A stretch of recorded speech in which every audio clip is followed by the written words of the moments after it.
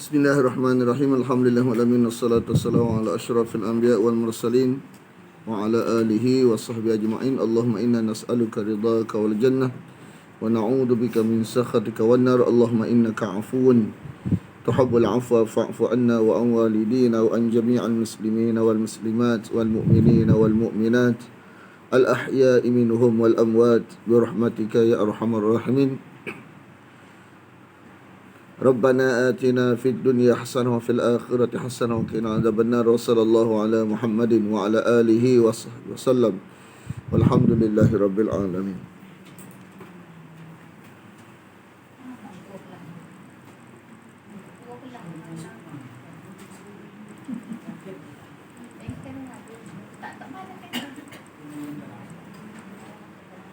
Apa dia? Tak ujung.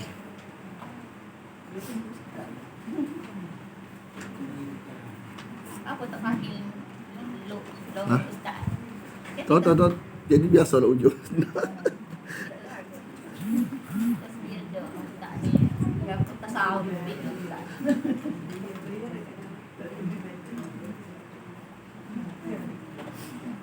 Ayat 95 tak? 97 lah. 97 siapa?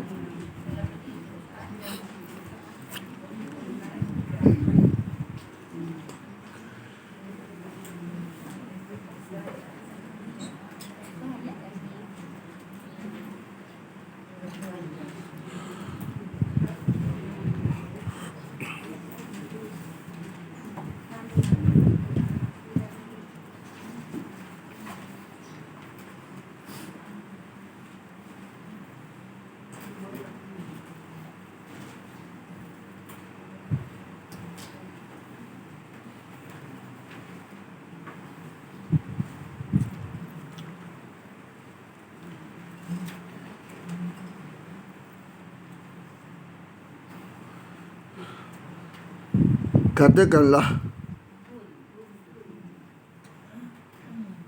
barang siapa Man. Siapa? bila duduk depan, barang siapa? Dia siapakah? Orang yang barang siapa? Siapakah orang yang barang siapa?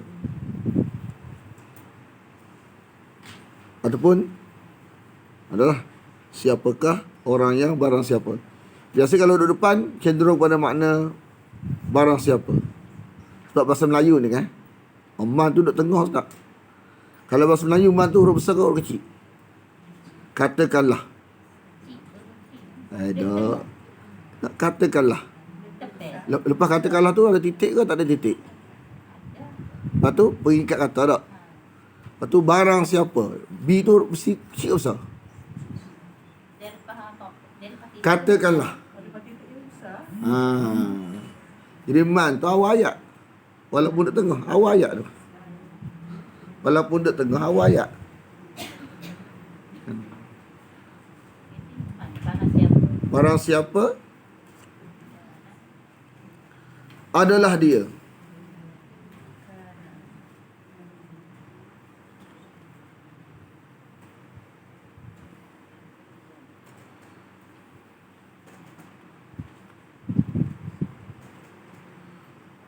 Musuh. Aduan ni asal kalimah ada. Ain dal alif asal dia. Ain dal alif. Ada ni dia ada tiga maksud terkenal. Ada bermakna lari. Ada bermakna lari. Satu. Ada bermakna benci. Ada bermakna berpaling. Gabung dua-dua tu menghasilkan makna baru, iaitu musuh. Sebab musuh ni biasa kita lari daripada dia, kita benci dia, kita berpaling daripada dia.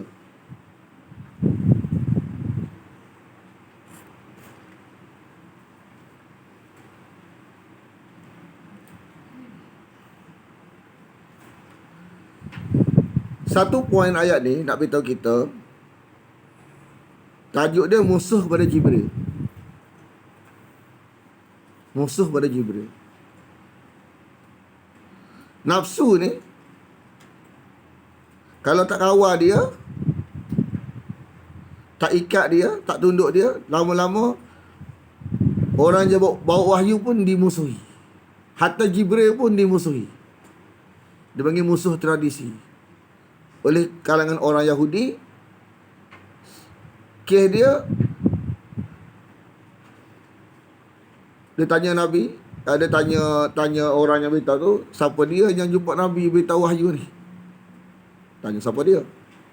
Jibril. Oh, kita tak belagangin mana Jibril. Kita belagangin dengan Mikail.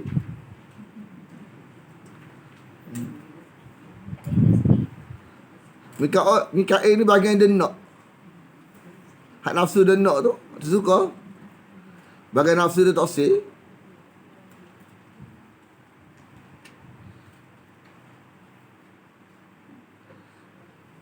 Jadi kita ni, jiwa kita asal nak ke wahyu. Jiwa kita belakang ni, fitrah dia nak ke wahyu. Asal. Kan? Kullu mauludin yuladu alal fitrah. Semua kita ni asal nak ke wahyu. Tu asal.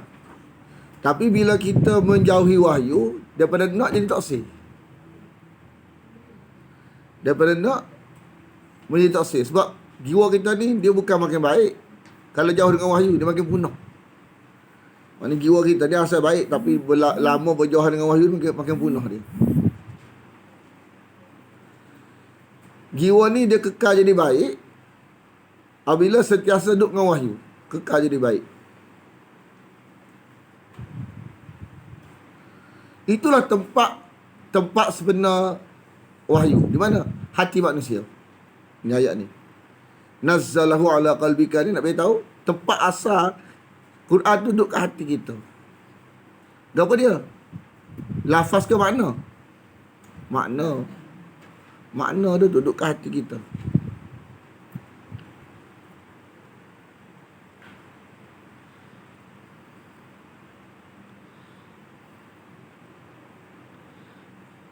Tuhan nak ajar dalam ayat ni, dan pada ayat lagi kita akan jumpa keluhan Nabi Muhammad SAW. Ya Rabbi, wahai Tuhanku, inna qaumi ittakhadhu hadzal Qur'ana mahjura. Wahai Tuhanku, sungguhnya kaumku menjadikan Quran ni sesuatu yang diabaikan, sesuatu yang tak apa penting mana. Jadi Allah beritahu kepada Nabi bahawa takdir Allah pasti berlaku kepada orang yang rapat dengan Quran. Allah takdirkan dia sebagai penyokong Quran. Orang yang jauh dengan Quran, Allah takdirkan dia jadi musuh Quran. Kita rapat tak, musuh tak? Tak ada lagu tu. Kalau mengaji Quran, Allah akan masukkan sifat nak sokong Quran. Kalau tak mengaji Quran, Allah akan masuk sifat nak lawan Quran. Itu sunatullah, fitrah. Lepas ayat tu, kan, kata sila surah Al-Furqan, muka surah pertama, surah Al-Furqan tu ayat berapa? 30 kali. Lepas tu lepas ayat tu, lepas Nabi mengadu tu kepada Allah, dan Allah sebut dalam Quran, Allah jawab dalam Quran. Itu aduan Nabi seorang-seorang mengadu ke Tuhan. Tapi Allah jawab dalam Quran, beritahu ke Nabi, wa kadzalika ja'alna likulli nabiyyin aduwwan minal mujrimin. Demikianlah kami jadikan setiap nabi ni, setiap yang bawa Quran ni, ada musuh dia. Siapa dia? Khatam mengaji. Hak Quran ni tak apa penting mana, dia akan jadi musuh Quran. Dalam keadaan dia tak suka dia musuh Quran. Dia ingat dia musuh orang yang menyampaikan, sebenarnya dia musuh kepada apa yang disampaikan tu. Tuhan takdir lagu tu. Kita ni kalau tak mengaji, dia ke arah B. Kalau mengaji, ke arah A. Kalau kata saya tak mengaji, tapi tak lawan Quran, tak ada lagu tu. Tak ada lagu tu. Pasal lagu tu tak ada, tak wujud. Sunatullah yang wujud ialah kalau tak mengaji, lawan Quran. Kalau mengaji, sokong Quran. Gitu. Kalau kita nak menjadi orang sokong Quran, mengaji Quran, Allah akan masukkan jiwa sokong. Kalau tak mengaji, Allah akan masukkan jiwa lawan. Jadi salah siapa? Sunatullah lagu tu. Wa kadzalika ja'alna likulli nabiyyin aduwwan minal mujrimin. Demikian kalau dijadikan setiap Nabi ni kan ada musuh dia. Siapa dia? Hak yang mengabaikan Quran. Ya. Oh lolo lupa ni. Ni tak ingat. Tak beritahu. Lupa dah tu. Lupa ni. Ni dalam Quran kata lupa dengan gangguan setan kan.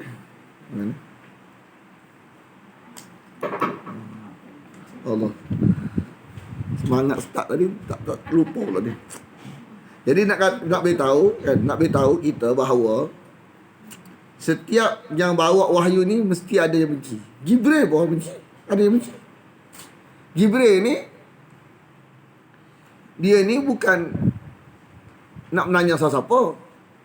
Dia ni takut ke Allah, nak selesaikan tugas Allah.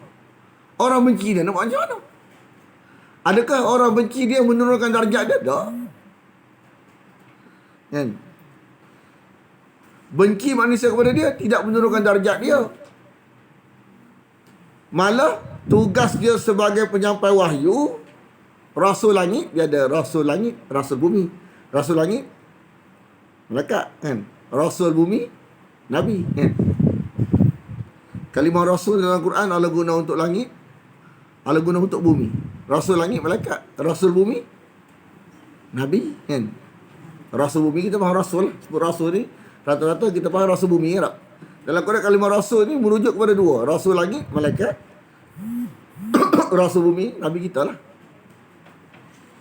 Jadi Tuhan nak beritahu kepada Nabi, Jibril ni bukan jumpa darat manusia, bukan jumpa darat.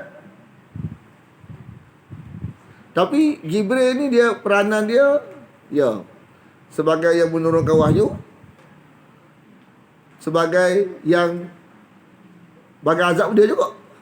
Kalau ada Allah perintahkan turun azab pada satu kaum ni, dia juga sebagai penjalankan tugas Jibril ni kan. Jadi dia hanya menunaikan perintah Allah, bukan jumpa interaksi secara direct pun. Tapi dia benci juga. Apatah lagi wahai Nabi yang jumpa direct cakap. Orang benci tu biasa. Orang tak suka tu biasa. Barang wahyu ni, kalau nafsu seseorang, kalau seseorang itu biasa tunduk pada nafsu kan, akhirnya akan berlaku apa? Bersifat lawan kepada wahyu. Kita minta lindung lah dok.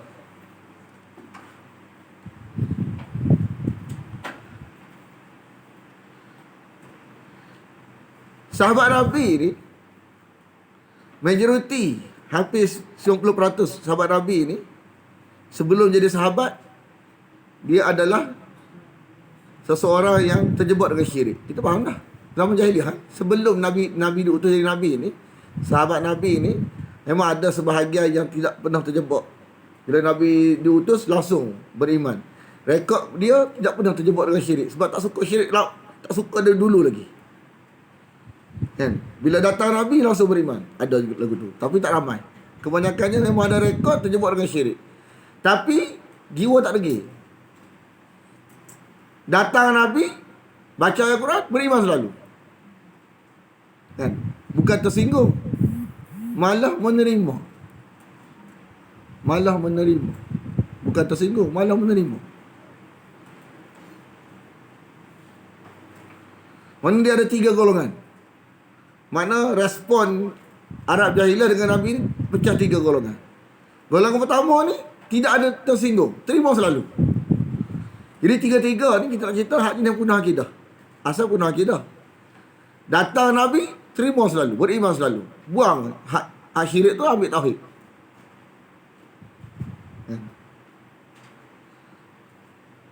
Hak sah lagi tersinggung dengan Nabi. Nabi nak menyelamatkan. Sebab tu dia mikir terima tapi tersinggung. Tempat yang tak patut tersinggung. Orang nak menyelamatkan demo tersinggung pula. Patutnya bersyukurlah kan. Sebab tu ada lafaz yang kita share dalam banyak grup tu. Rumit ada satu kesulitan bagi kita untuk meyakinkan lalat bahawa bunga itu lebih bernilai daripada sampah. Orang, anda beritahu dah sebelum ni tak, kalau kita ni lama terjebak dengan barang tak betul, racun. Jadi dia lama-lama jadi minat barang racun tu. Dia tak minat barang comel, dia minat barang racun tu. Jadi kita nak meyakinkan hak ni baik lagi, payah, rumit. Dia akan berlaku sikit kesulitan, tapi tak mustahil. Cuma nak kata itu cabaran, ya.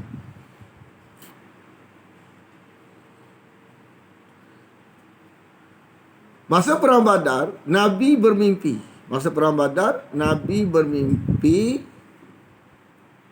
Jumlah yang padahal dari sudut perbincangan ada dah macam buat satu kesimpulan bahawa ramai datang ni.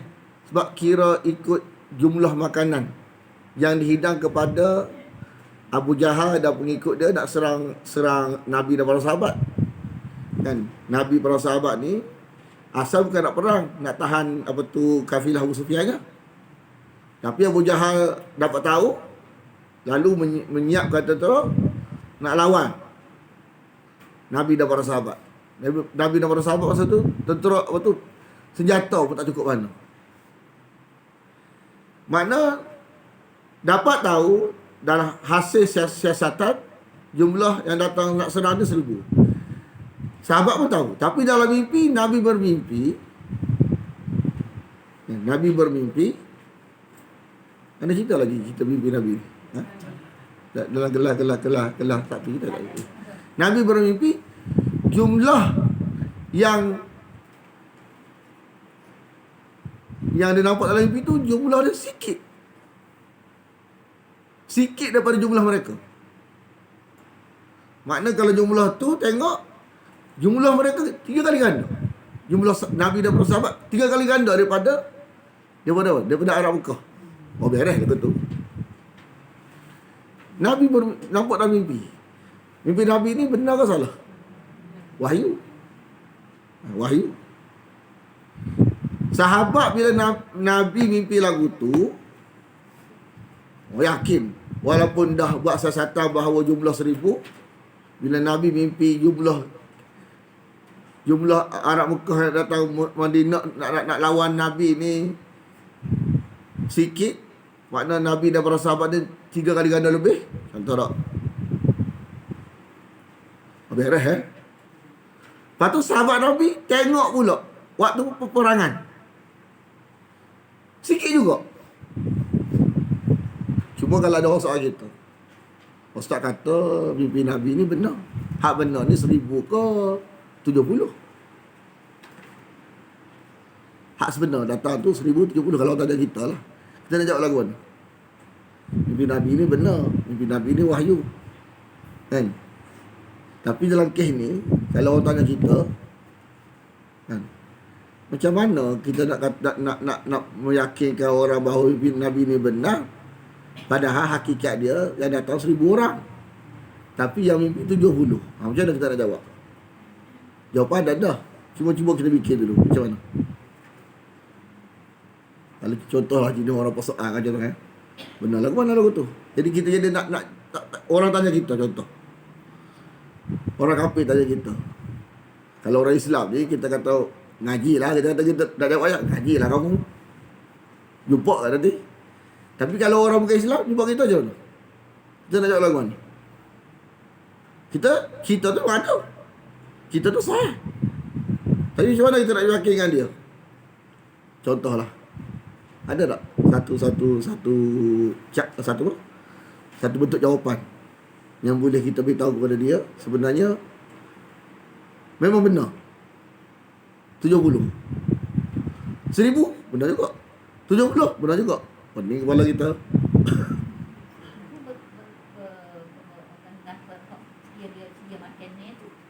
Ha, 1,000 sedia makan berpandu ke yalah 70. Yalah. Mana yang hak benar macam mana? Jadi dapat susah nak jawab tak? Susah nak jawab, tapi jawapan ada. Yelah. Betul. Hak tak nampak. Isu dia sekarang ni, kalau ada orang, dia kata, Ustaz kata mimpi Nabi ni benar. Mimpi Nabi ni wahyu. Sekarang yang benar 1000 ke 70, contohlah. 70, bukan 1000. Hak mari tu bukan 1000. 1000 mari tu. Macam mana? Ni. Ana terang. Sebenarnya hak mati kafir tu 70 tu ya. Hak yang selain benda tu semua masuk Islam pada 8 Hijrah. Jadi Nabi nampak yang mati kafir. Hak kafir sungguh. Hak lain-lain tu kafir sekejap lah. Dia tersinggung sekejap. 8 Hijrah semua hilang salah faham ke Nabi, masuk Islam belaka. Jadi yang Nabi nampak tu yang kafir sungguh. Kafir sungguh mati kafir. Faham tak? Mati kafir. Jadi yang Nabi nampak dalam mimpi tu yang kafir hakiki. Sebab apa? Mati pun kafir. Hak ni kafir sekejap. 8 Hijrah semua beriman belaka. Betul tak? Jadi yang dia nampak ni yang akan mati dalam perang Badar tu 70 orang mati ya. Termasuk Abu Jahal. Sebab 8 Hijrah ni selain daripada 70 orang tu semua beriman. Boleh katakan semua beriman. 2000 orang beriman. Sebab masa datang ke pembukaan kota Mekah 10,000. Lepas tu berlaku perang Hunain. Tambah jadi 12,000. Mana 2,000 penduduk Mekah ni beriman, termasuk Abu Sufyan, termasuk Ikrimah bin Abu Jahal beriman. Lepas tu jadi Allah angkat darjat. Bila mereka antaranya Ikrimah mati syahid. Walaupun dia mati syahid selepas Nabi wafat, tapi nak kata Allah angkat darjat dia. Dia dikira sahabat juga. Cuma sahabat yang ikut darjat dia, darjat yang last masuk Islam lah. Tapi tak sahabat juga, sebab beriman waktu Nabi hidup. Satu Ikrimah bin Abu Jahal, walaupun pok Abu Jahal, Ikrimah bin Abu Jahal radhiyallahu anhu. Gelaran yang bagi kita tinggi lah. Abu Jahal pun kalau dia beriman radhiyallahu anhu juga, tapi dia tak beriman. Gimana? Dia tak sih. Dia tersinggung tak patut. Kawan nak selamatkan demo tersinggung tak patut. Betul tak? Macam doktor lah. Doktor nak bagi ubat kat dia. Dia lari hospital. Contohlah doktor nak selamatkan dia, nak bagi ubat kat dia, dia lari daripada hospital. Contohlah. Mati gitu. Kalau dia terima ubat tu, contoh kata kita suruh umum lah. Mana doktor datang ni nak bunuh pesakit ke nak menyelamatkan pesakit? Nak menyelamatkan pesakit. Sakit lari hospital. Lari pada hospital, bakar hospital pula. Nak bakar hospital pula. Macam mana? Doktor nak menyelamatkan demo lari daripada hospital, nak bakar hospital pula. Jadi kalau dia nak bakar hospital, salah tak Nabi lawan dia supaya hospital tak terbakar? Salah tak? So hospital ni banyak orang yang nak berubat lagi ni. Dia lari daripada hospital, nak bakar hospital. Macam mana? Salah tak Nabi dan para sahabat kalau pihak hospital ni tembok kawan ni? Salah tak? Tak salah lah. Dia nak bakar hospital. Kalau lock ke dia, habis dia bakar hospital. Orang-orang hospital sakit-sakit tak sembuh, mati belaka. Dia kena doktor mati. Faham tak ni? Tu asal jihad. Jadi dia kata ayat ni nak beritahu kadang-kadang seseorang itu memusuhi seseorang kes salah faham. Kita dengar daripada orang lain. Ustaz tu tak saya kita. Padahal dia ngaji tak betul. Dia dengar tuduhan tu tanpa dengar direct daripada ustaz tu, cara dia mengajar tak betul. Cuma orang kata. Biasa dia mengaji je orang kata kan. Orang kata telah bulat-bulat. Bukan jenis rujukan, bukan jenis pendalilan. Mana metod mengajar pun tak betul dah. Lepas tu bila jenis lagu ni memang kalau jenis apa-apa orang kata telah ulat-ulat. Kan? Padahal tak orang ngaji, orang start tu pun. Tapi bila orang kata tak betul, orang tak say, tak betul. Padahal tuduhan tu tak pernah terbukti pun. Banyak orang daripada Tuhan tu, kita ada kata kita rasa kes orang tuduh ni lah menyebabkan ada orang daripada Malaysia duduk Amerika lama mari kita balik pada Malaysia cari kita. Orang kata ustaz dia tak betul, kita pun nak cari, nak dengar sendiri. Nampak? Comel pula tak ada rasa apa, tak ada rasa dari sudut cara berhujah dia tengok semua kan. Tak ada pula dari sudut ni tak nampak, tak ada hujah nak kata tak betul ni. Kan? Makna dia dengan tuduhan tu rupa-rupanya ada hikmah sebaliknya. Kan? Jadi kadang-kadang kita ni Jibril ni buat kerja ni ibarat doktor jugalah. Kan?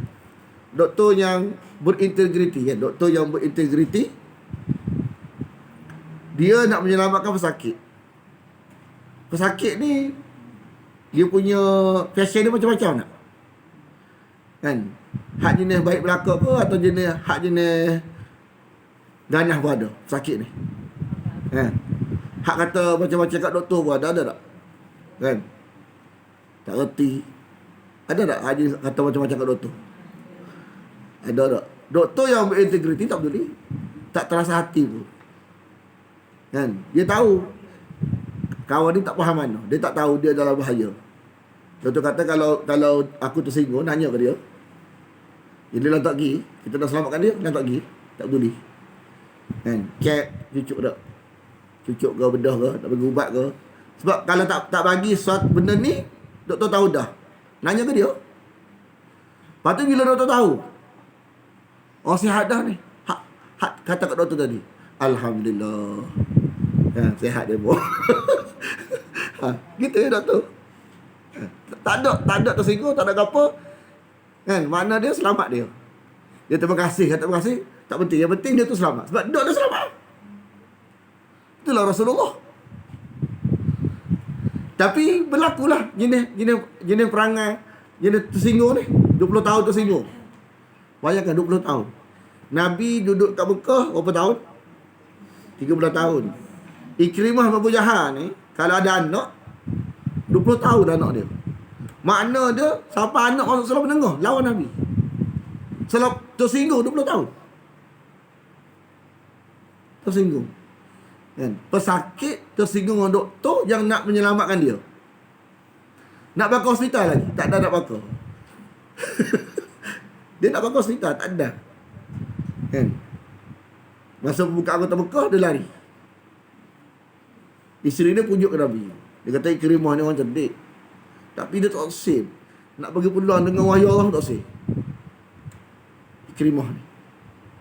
Bila dia duduk dekat laut, dia tengok orang laut ni, bila ombak, dia bawa dia punya patung roh yang dipuja tu kan. Dia bawa pergi sekali. Bila sampai ke laut, mana dia dengar dah ayat Quran yang kata apa tu orang laut ni dia tauhid. Dekat laut berlaku ombak dia akan minta kepada Allah, orang laut. Lepas tu bila berlaku ombak, hak bawa kapal tu buang benda-benda yang tak berkepentingan, termasuk berhala yang Ikrimah bawa tu. Dia berhala gitu ni. Dia kata kalau kat laut ni, hak ni lagu ni minta kat roh tak ada masalah, apa tu tak ada apa-apa, tidak beri kesan. Kat sini Allah saja. Oh, ni yang aku perang dengan Nabi ni kes ni. Betul dah Muhammad. Hantar balik beriman. Beriman sampai dia bila dia beriman ni 20 tahun dia lawan Islam. 20 tahun dia nak 20 tak nak lawan balik, dia nak backup balik tu berpuluh-puluh tahun nak backup balik 20 tahun. Mana hidup dia 20 tahun lawan. Jadi dia nak semua hidup dia baki yang ada ni dia nak backup balik kesalahan dia sampai dia mati syahid. terima. Kita kan? Maka sesungguhnya ia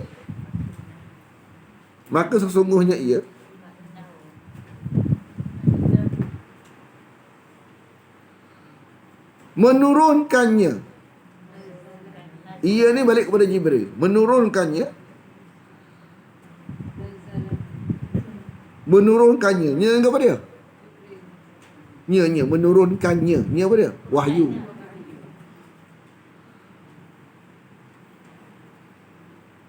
Ke hati engkau. Ke hati engkau. Ala qalbika. Ke hati engkau.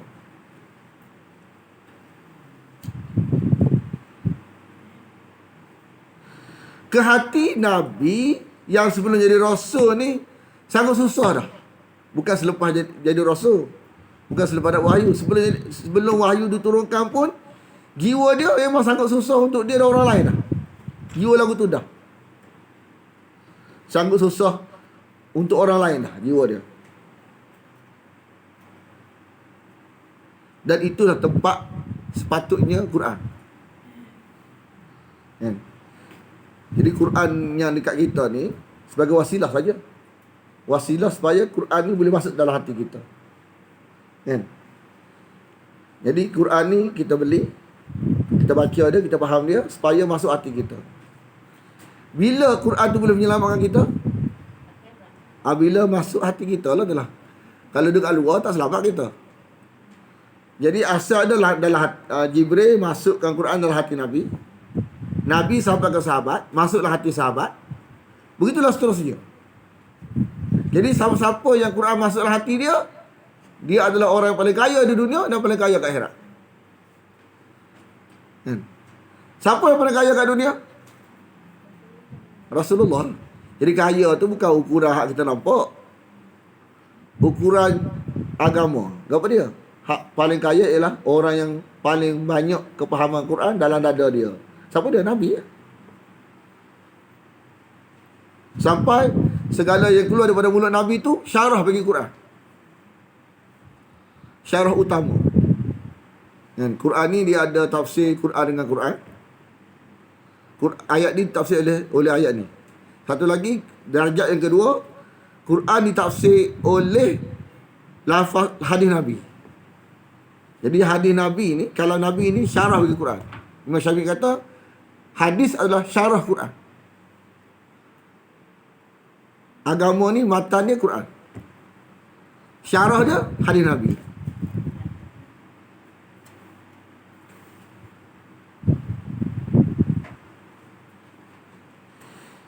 Jadi orang pertama terima Quran, maka dialah paling kaya.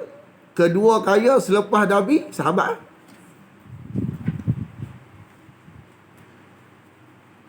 Sebab semua orang selepas Nabi ni, setiap kali dia baca Quran, menghayati makna dia, Nabi dapat pahala. Nabi dapat pahala. Begitu kat sahabat. Semua para sahabat ni, semua pahala ke Nabi belaka, lari ke Nabi belaka. Kita pun kita juga. Segala kita mengaji Quran ni akan jatuh ke sahabat, akan jatuh ke Nabi. Gitu. Begitu juga kita, kalau kita mengaji makna Quran, kita sebar kepada orang lain makna Quran ni, lepas ni, generasi lepas ni, apa-apa yang mereka buat tentang Quran ni, semua pahala jatuh kita pula. Gitu. Tapi siapa yang paling banyak jatuh pahala? Nabi. Nabi paling kaya sekali. Kaya sebenar. Kaya hakiki. Allah mensiarkan, sesungguhnya kami telah memberikan engkau nikmat yang banyak. Sebab orang yang paling kaya mensiarkan, siapa yang paling banyak Allah beri anugerah? Nabi.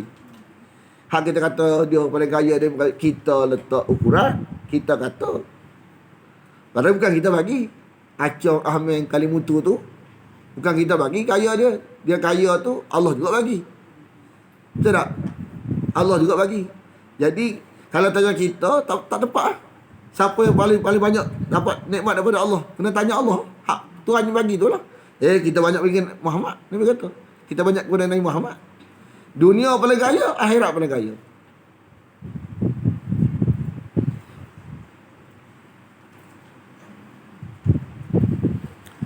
Lepas tu dengan izin Allah. Biiznillah. Kadang-kadang kalimah ni maksudnya dengan perintah Allah. Kan? Bukan dengan call, dengan panggilan Nabi. Panggilan Nabi macam kita. Contohlah contoh. Jibril, marilah. Tak turun ayat hari ni. Turun rasa dua. Beres. Kita dah faham lagu tu Bukan lagu tu. Bukan lagu tu wahyu ni. Wahyu ni atas perintah Allah saja. Malaikat ni dia turun atas perintah Allah. Bukan atas kehendak Nabi, kehendak Allah. Nabi nak Jibril turun setiap hari, tapi Jibril ni dia turun atas perintah Allah saja.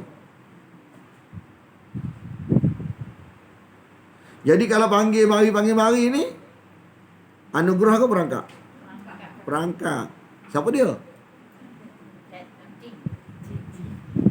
Panggil mari ni siapa dia ni? Bomo lah. Lambat kita. Tak bomo. Panggil mari selalu, tak bomo.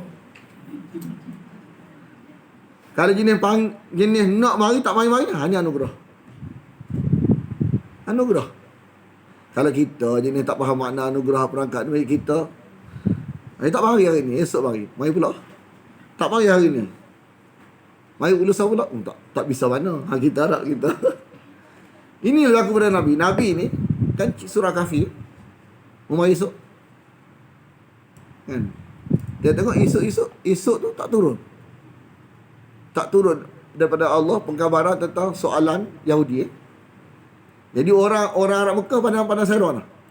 Pergi Muhammad, melupakan Muhammad. Tapi orang Yahudi tak. Orang ahli kitab tak. Ahli kitab ni dia jenis berpengalaman. Kalau Nabi boleh jawab selalu, dia penipu. Kita tak. Boleh jawab selalu, bisa. Kita serupa Arab Mekah. Arab Mekah tak bisa mana. Tak jawab selalu. Sebab tak ada pengalaman kita, memang tak faham. Ahli kita ada pengalaman kita. Bila Nabi tak boleh jawab, dia Nabi sungguh. Dia bukan cari pengaruh. Orang kalau tanya benda gaib, dia jawab selalu, cari pengaruh. Tapi kalau tak boleh jawab macam Nabi. Nabi bukan cari pengaruh. Nabi ni atas arah Allah. Dia telus. Dia nak susah dunia ni untuk akhirat orang lain. Bukan nak menyusah orang, tak. Bukan cari pengaruh. Bukan dia nak jadi rasul. Kan? Bukan dia tak tahu benar tiba-tiba Allah lantik jadi rasul. Kan?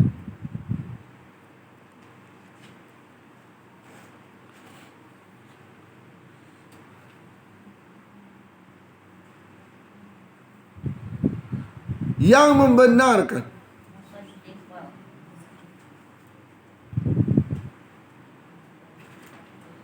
terhadap apa yang lima. Terhadap apa yang lima. Di antara baina, di antara kedua tangannya. Apa dia kedua tangannya? Makna dia yang ada kat tanganmu. Apa dia? Taurat, Injil. Membenarkan. Bila orang yang telus dengan Taurat, Injil, dia akan terima. Sebab dia tak ada jenis-jenis mereka-rekahan nafsu dia. Dia memang telus dah dengan Taurat, Injil. Jadi jiwa dia menerima. Tapi kalau tak telus dengan Taurat, Injil, dia ada reka hak dia. Hak biasa dia, hak ikut tu nafsu dah, bukan hak wahyu. Maka jiwa dia menolak. Jiwa dia menolak. Jadi ahli kitab seperti Abdullah bin Salam radhiyallahu anhu, bila datang Nabi baca ayat Quran, terima selalu. Sebab dia telus dah dengan Taurat, dia telus dah dengan Injil, maka dia akan terima selalu apa yang Quran kata. Sebab dia tak ada jenis mana-mana, tak ada. Jadi kalau lihat kita ni ada mana-mana, maka kita akan awal dia mungkin berlaku macam Arab Mekah. Arab Mekah ni nombor satu, terima selalu. Sebab dia jenis dia bukan jenis mana-mana, jenis dia nak, kalau ada hak yang meyakinkan, hati dia nak tunggu-tunggu dah. Tak apa yakin mana hak Arab Mekah buat ni.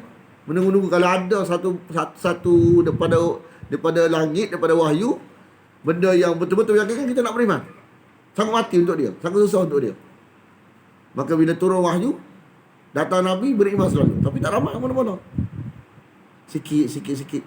Lepas tu, hak jenis nombor 2 orang Mekah ke apa? Tersinggung. Sampai masuk sekolah menengah. 13 tahun. Kan 13 tahun Kat Mekah 13 tahun. Makna dia, anak kita kecil lahir, masuk menengah. Tak habis tersinggung. Bukan sekadar tersinggung. Marah sampai angkat pedang lagi. Kan? Angkat pedang lagi. Tapi ada sebahagian yang tersinggung tu tak ada sampai mati. Kan? Hilang tersinggung. Oh, rupanya salah faham ni. Akhirnya beriman. Jadi Nabi datang nak menyelamatkan anak Mekah, tapi sebahagian kecil dia asal menerima. Sebahagian kecil yang mati kafir ni tak ramai juga. Akhirnya yang asal tersinggung ni beriman belaka. Jadi kalau kita terima cerita ni, kita rasa-rasa kita nak golongan mana? Golongan menerima macam sahabat ke?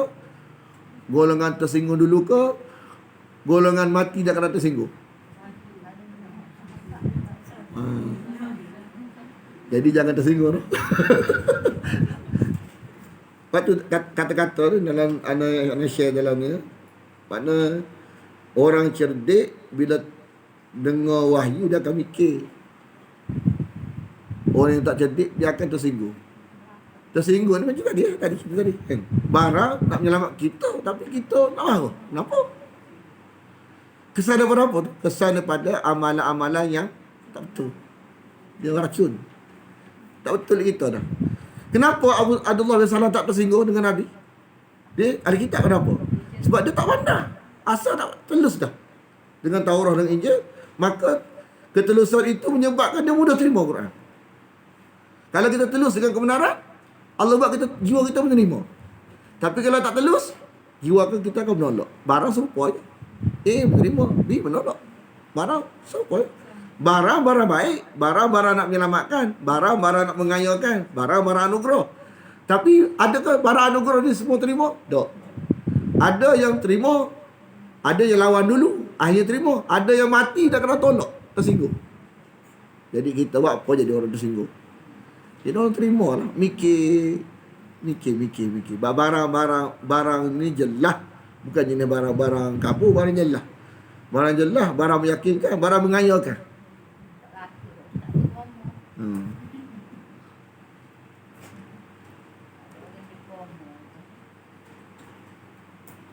Lepas tu wahudan. Apa hudan? Petunjuk ni maklumat. Maklumat tu petunjuk.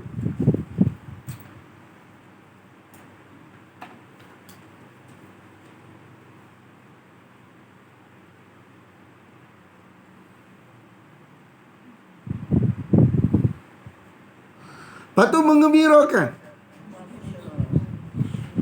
Mengembirakan. Hak ni bukannya bel api ni datang kita ni. Bukan bel api, bukan bel air. Apa dia bel api? Kita tengok 200. Kita tengok 400 contoh. Mengembirakan tak? Hak ni nak bagi anugerah. Bertuah. Tak kira siapa. Makna bertuah bagi orang yang betul akidah dah. Bila mengaji Quran, kekal betul. Bertuah bagi orang punah akidah. Boleh? Macam mana? Tak. Bertuah bagi orang punah akidah sebab mengaji Quran jadi betul akidah dia. Bertuah. Sebab siapa dia yang bertuah ni? Sahabat Ikrimah. Termasuk bertuah dan bertuah siapa? Dan terima. Walau 20 tahun lawan. Bertuah dia. Kalau kita zaman dulu. Macam mana maksud dia? Soalannya? Masa dulu kalau seorangnya akrimah. Bertuah. Kalau di zaman kita lah ni bertuah. Kita lah. Mudah-mudahan. Kita lah mudah-mudahan. Ini sebagai ibrah saja. Nak kata nak A, B, C tak ada sebut salam. Ibrah saja. Ibrah. Kalau dah duduk ngaji, dah duduk kuat. Ha? Kalau dah duduk ngaji kuat, kalau buat tu buat benda sini. Lagu mana? Yalah. Itulah kata kita kena usaha. Etialet kita kena ada, etialet dia kena ada. Etialet ada, menyampaikan etialet doa kan gitu je. Okay? Okey, nak cerita memanglah benda tu berlaku. Kita satu sebagai satu kehampaan, kesedihan. Kan? Kita orang mukmin ni betul. Dia gembira dengan Quran, sedih dengan manusia. Mana sedih lah. Kan? Gembira dengan Quran, gembira dengan Allah, sedih dengan manusia. Itu sifat orang beriman. Dengan Allah gembira. Dengan manusia sedih. Okay, ya, sedih. Kan? Lepas tu bukan sedih saja, kena usaha lah. Kena hadiah lah. Kan? Sekurang-kurangnya macam sedih dengan anak kita. Anak kita sedih tak kita? Sedih tak? Sedih apa? Cakap saja. Kita baru ngaji tajuk. Mana Allah beritahu ke Nabi, inna ma'alaikal balagh. Apa maksud dia? Inna ma'alaikal balagh. Keadaan dia tak tepi. Maklumat kena sampai. Sebab mungkin sekarang dia tak terima lagi, tapi dia akan terima 10 tahun lagi. Semua orang lagu tu. Jadi kita sedih-sedih, tapi kerja kena buat. Maklumat biar lepas. Lepas tu bila nak pakai kita tak tahu, tapi kita kena kerja kita sampai. Jangan kesedihan itu menyebabkan kerja terabai. Sedih. Nabi sedih.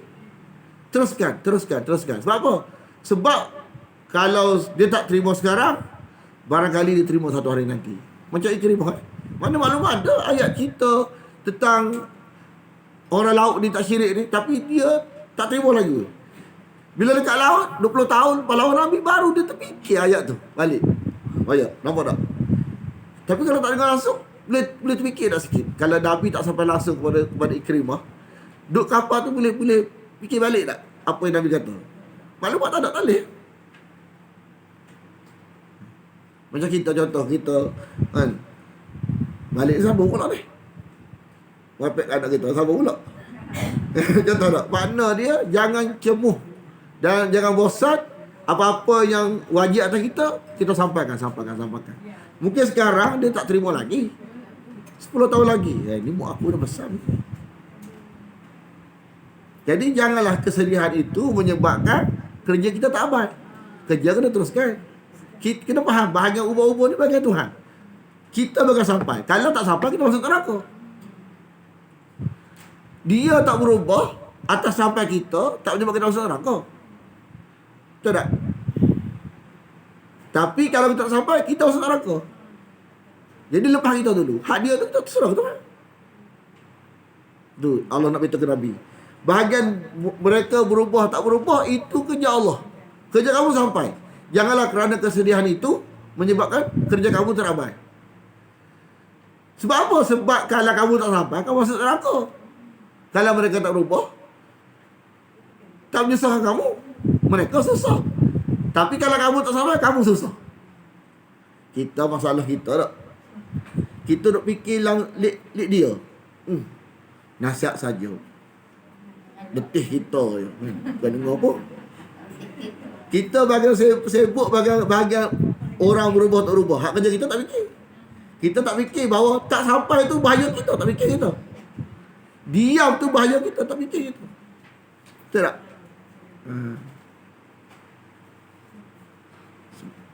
Dia di sebalik kisah Nabi ni, dia ada semangat yang tersendiri. Ada benda-benda perkara-perkara yang kita kadang-kadang kita terlupa pandang. Kadang-kadang kita banyak sedih, kerja tak buat. Nah, sedih-sedih kena jadi macam Nabi. Kan? Allah kata wasbir, bersabarlah engkau. Kan? Janji Allah itu benar. Mu jangan sampai mu jadi macam buruk sangka dengan Tuhan, jangan. Tuhan kata kan, kalau kita usaha akan berubah, tak berubah apa. Contoh tak? Jangan ada buruk sangka dengan Tuhan. Mu yang penting kerja bersabarlah, makna kerja kena teruskan. Jangan fikir salah orang dengan kamu, fikir salah kamu dengan Tuhan. Masa ni Tuhan nak makbul doa istighfar kita? Kita banyak salah dengan Tuhan. Jadi duk fikir salah orang kita, tak susah. Waktu orang kata kita, atas kita beritahu maklumat kepada dia itu, waktu tu aku minta apa kepada Tuhan, tak salah engkau, makbul. Sebab kita banyak dosa juga. Kita nak selamat juga. Kita kena faham pada asal. Bu sampai ni kenapa? Sebab bu nak selamat kan? Ya. Jadi biarlah kalah.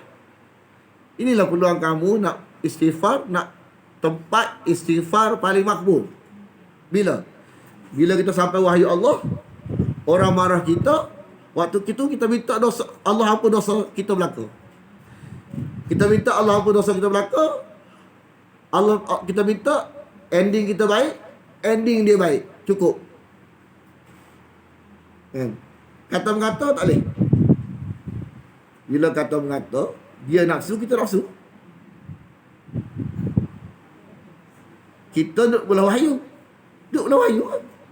Jadi, mula-mula kita sampai wahyu Allah tak? Lepas tu dia bangkit, kita bangkit. Sudah.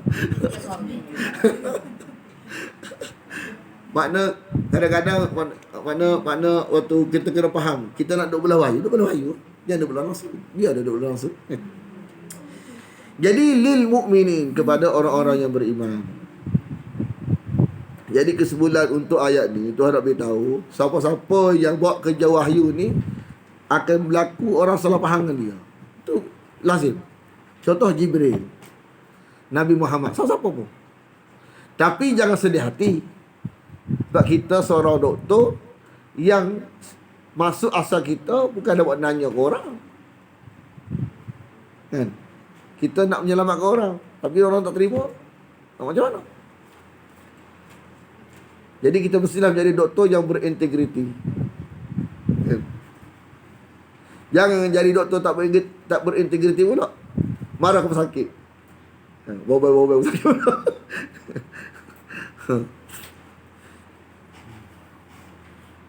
Bismillahirrahmanirrahim. Alhamdulillah wassalatu wassalamu ala asyrafil anbiya wal mursalin wa ala alihi wa sahbihi ajma'in. Allahumma inna nas'aluka ridhaka wal jannah wa na'udzu bika min sakhatika wan nar.